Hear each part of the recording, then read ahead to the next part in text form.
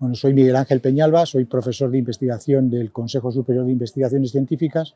Trabajo en el Centro de Investigaciones Biológicas desde el año 1987 y trabajo en la genética y en la biología celular. Bueno, pues yo me llamo Santiago Rodríguez de Córdoba. Como Miguel Ángel soy profesor de investigación en el Centro de Investigaciones Biológicas Margarita Salas y soy bioquímico, inmunólogo y genético. Hemos participado en identificar genes de varias enfermedades, alcaptonuria.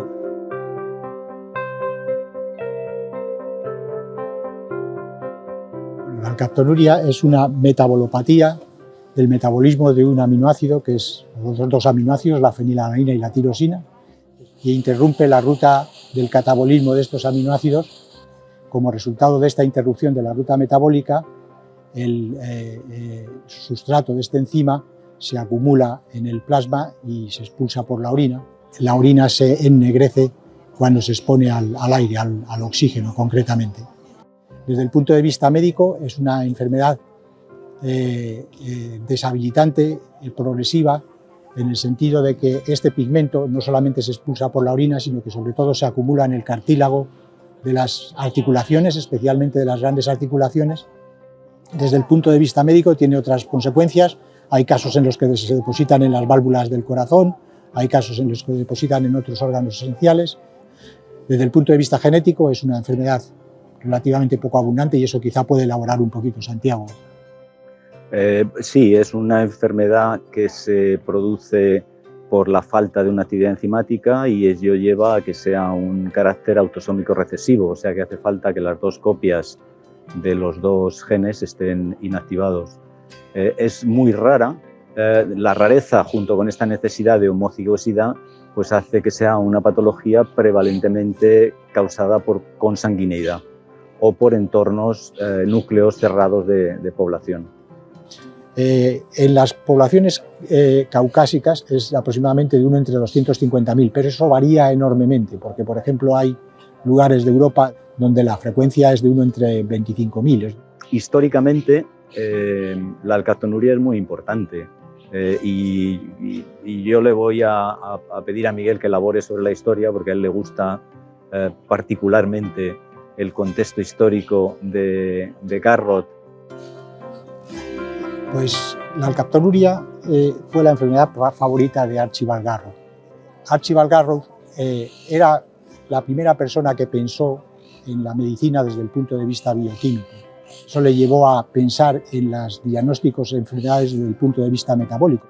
Él se dio cuenta que la alcaptonuria era mucho más frecuente en familias donde había consanguinidad, familias de matrimonios entre primos, pero Garrod no era un genetista.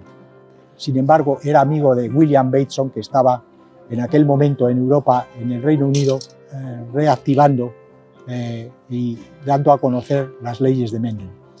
Le llamó la atención sobre el hecho concreto de que la herencia de la alcaptonuria se ajustaba a un carácter mendeliano recesivo. En la época en la que Garrod habla de la alcaptonuria, el concepto de gen como tal no era una idea clara. Pero había una base casi en esa frontera entre la ciencia y la filosofía en la que hablaba de que tenía que haber caracteres que de alguna manera determinaban las características que mostraban los individuos. Y las características bioquímicas, como ha dicho Miguel, eran unas de las características que en aquella época estaban presentes. Era tan extraordinariamente avanzado que pasó desapercibido y eso no se le ha reconocido nunca a Archibald Garrod.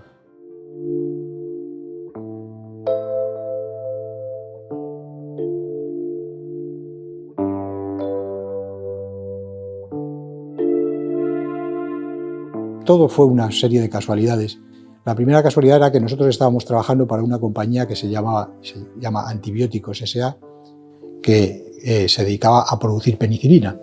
Pues teníamos un proyecto con esta compañía para buscar los genes que degradan uno de los precursores que se echan a los fermentadores, que es ácido fenilacético. Y no solamente salieron los genes de degradación del ácido fenilacético, sino que salieron los genes de degradación de fenilalanina. Y lo primero que se nos ocurrió fue hacer un modelo fúngico para la tirosinemia de tipo 1, que es una de las enfermedades que afectan el metabolismo de la fenilalanina, como la alcaptonuria. Y nos dimos cuenta de que los genes eran del orden de 50% idénticos a la proteína humana, que ya había sido caracterizado el gen. Y entonces hicimos un mutante nulo y nos encontramos con que las características bioquímicas del mutante eran completamente análogas a las características de los enfermos humanos. Y dentro de estos mutantes encontramos un mutante que era capaz de excretar un compuesto que con el tiempo, con el aire, se ponía marrón. Y entonces inmediatamente nos dimos cuenta que lo que habíamos hecho era encontrar un mutante en el gen de la alcaptonuria. Y a partir de ahí estábamos seguros ya de que aquel era el gen de la alcaptonuria y que con ese gen podríamos identificar el gen humano. Y Santiago puso todas sus naves y todo su conocimiento en el proyecto de caracterizar el gen humano. Pues mi actividad en Estados Unidos había sido fundamentalmente incorporarme a esta idea del proyecto Genoma Humano. Disponíamos de conocimiento y luego pues disponía también de una amistad con Miguel Ángel, que nos llevaba a juntarnos de vez en cuando en el patio del CIB, pues a contarnos lo que estábamos haciendo. Y un día yo recuerdo, y lo recuerdo nítidamente, Miguel Ángel me bajó con una placa de Petri en la que había un hongo creciendo con un halo oscuro alrededor. Y me comentaba de que él sospechaba que ese hongo era un modelo de alcaptonuria, un modelo fúngico de alcaptonuria, y que nos ofrecía posibilidades para abordar la identificación del gen de la alcaptonuria, y que si a mí me interesaba, que él estaría encantado de que trabajáramos en eso.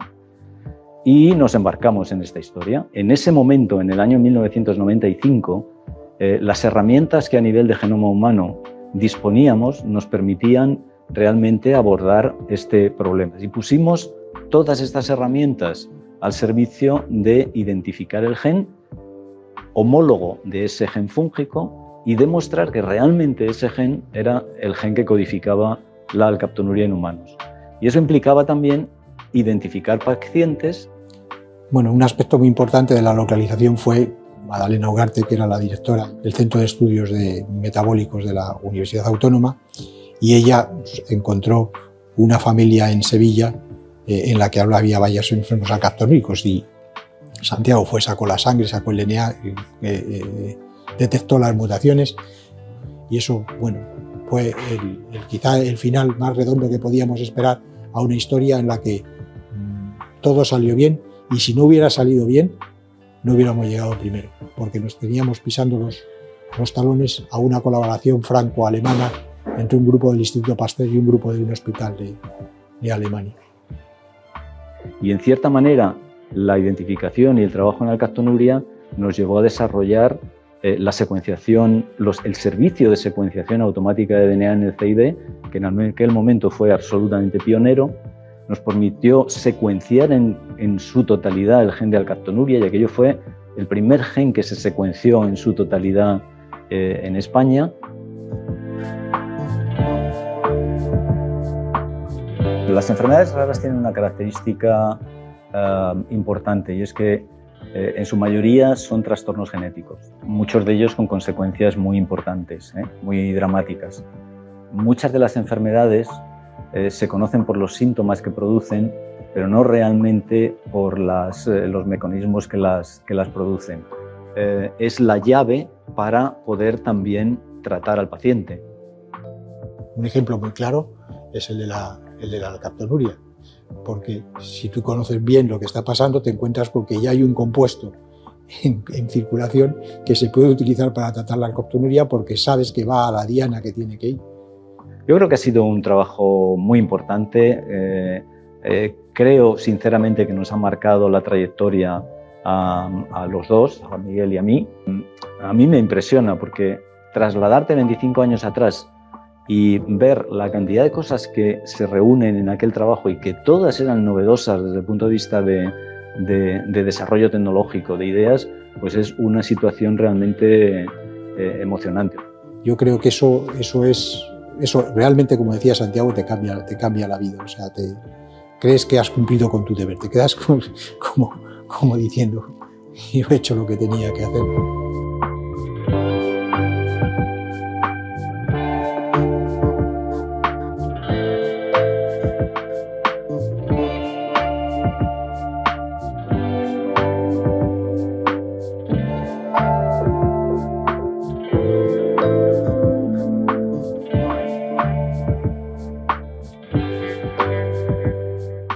Simplemente, si quieres añadir algo punzante, irónico, por añadir algo,